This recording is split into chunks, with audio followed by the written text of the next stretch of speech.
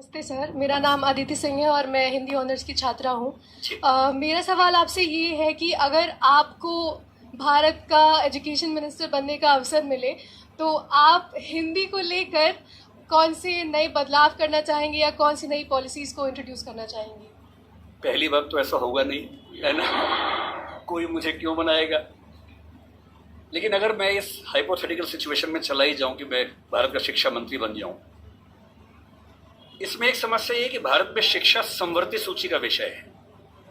संवर्ती सूची का मतलब है कि केंद्र सरकार के पास शक्तियां सीमित हैं, राज्यों की अपनी शक्तियां हैं। तो सबसे पहली बात, मैं राज्यों पर थोपूंगा कुछ भी नहीं, मैं सारे राज्यों के शिक्षा मंत्रियों के साथ संवाद करूंगा। मैं उन सबको प्रेरित करूंगा, समझाऊंगा। मैं उनसे कहूंगा कि तमिलनाडु में मेडिकल साइंस तमिल में होनी चाहिए, कर्नाटक में कन्नड़ में होनी चाहिए, हिंदी क्षेत्र में हिंदी में होनी चाहिए, हिंदी में नहीं इंग्लिश में होनी चाहिए, ऐसी कन्नड़ प्लस इंग्लिश में होनी चाहिए, तकनीकी शब्द अंग्रेजी में रहें। और वो शिक्षा सिर्फ मेडिकल साइंस क्यों, इंजीनियरिंग भी, लॉ में भी, जुडिशरी में भी। मैं ये भी चाहूंगा कि भारत के हर एग्जाम में, केंद्र के हर एग्जाम में अंग्रेजी और हिंदी का समान महत्व होना चाहिए। और राज्य स्तरीय हर परीक्षा में उस राज्य की राजभाषाओं का सम्मान होना चाहिए। महाराष्ट्र पीसीएस में मराठी की भूमिका अंग्रेजी से कई गुना ज्यादा होनी ही चाहिए, क्योंकि वहां के एसडीएम को, डीएसपी को मराठी लोगों से बातचीत करनी है। और यदि किसी राज्य में 2-3 राजभाषाएं हैं तो वहां की परीक्षा में उन दोनों तीनों राजभाषाओं की परीक्षा होनी चाहिए, ताकि वो व्यक्ति सेवाओं में आए जो उन भाषाओं को बोल सकता है।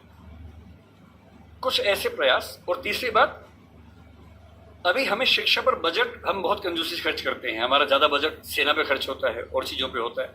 मजबूरी वो भी है, सेना को हम नहीं छोड़ सकते, क्योंकि सुरक्षित होंगे तो पढ़ेंगे, अगर युद्ध हो गया किताब फेंके तो मारेंगे नहीं, तो हमें जो हथियार चाहिए ही चाहिए, युद्ध तो करना ही पड़ सकता है।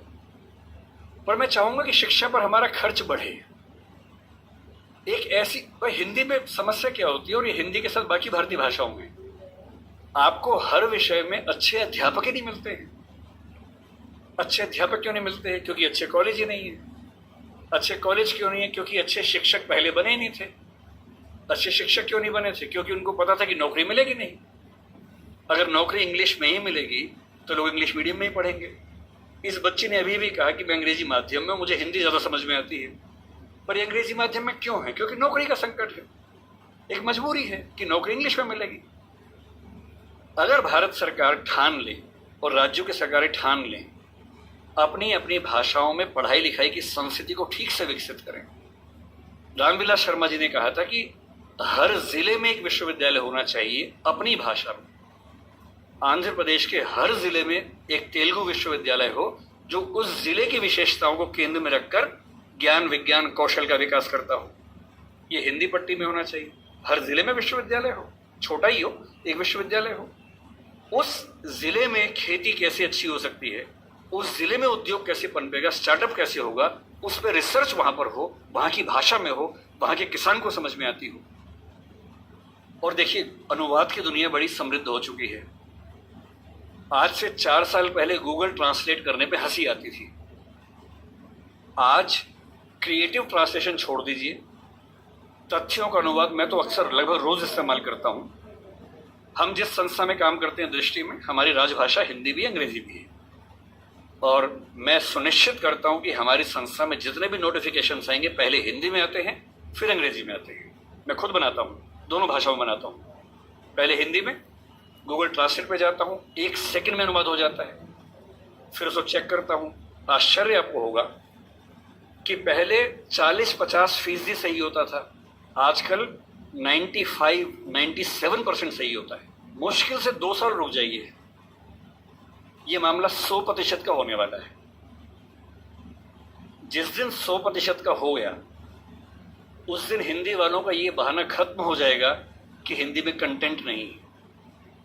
आपको अंग्रेजी का जो अखबार पढ़ना है, आज से 2 साल बाद पता क्या होगा, आप नेट पे जाएंगे, द हिंदू मान लीजिए पढ़ना है आपको, आप द हिंदू पे जाएंगे, नीचे क्या लिखा होगा, कौन सी भाषा में पढ़ेंगे, सारी भाषाओं के नाम होंगे, यहां तक कि स्पेनिश और फ्रेंच भी लिखा होगा। आप हिंदी क्लिक करेंगे, पूरा अखबार हिंदी में आएगा आपके सामने। फिर क्या बहाना बचता है? दुनिया की जो भी किताब पढ़नी है, एक टैबलेट आपके पास होगा या बुक रीडर होगा, दुनिया की जो किताब पढ़नी हो अपनी भाषा में आप पढ़ेंगे और अनुवाद की समस्या रत्ती भर नहीं होगी। मुश्किल से 5 से 10 साल के बाद ऐसी डिवाइसेस आ जाएंगी, ईयरफोन लगा होगा आपके कान में। आप जैसे मैं भी जब विदेश में जाता हूँ, जहाँ अंग्रेजी चलती है वहाँ दिक्कत नहीं आती। अब जैसे मान लीजिए मैं ऑशविट्स, एक आपने सुना होगा जहाँ नाजी अत्याचार हुए थे, मैं 2 दिन पहले पोलैंड में वहीं गया हुआ था। वहाँ हर चीज़ पोलिश भाषा में लिखी हुई थी, कहीं कहीं अंग्रेजी थी। अब समझ में नहीं आ रहा कैसे पढ़ूँ। गूगल ट्रांसलेट पे जाके कैमरा ऑन करना है, लैंग्वेज में आपने कर दिया पॉलिश टू इंग्लिश, आप कैमरा जहाँ जहाँ ले जा रहे हैं पॉलिश इंग्लिश में कन्वर्ट होकर दिख रही है आपको, कोई समस्या ही नहीं है।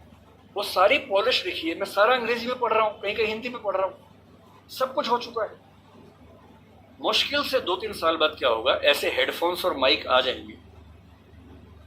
आप अपने कंप्यूटर से या फ़ोन से कनेक्टेड हैं, एक पॉलिश व्यक्ति या मान लीजिए डच व्यक्ति आपसे बात कर रहा है, नीदरलैंड्स का, उसको केवल डच आती है, मुझे केवल हिंदी आती है। मैंने अपने फ़ोन में डच से हिंदी सेट कर दिया, उसने अपने फ़ोन में हिंदी से डच सेट कर दिया।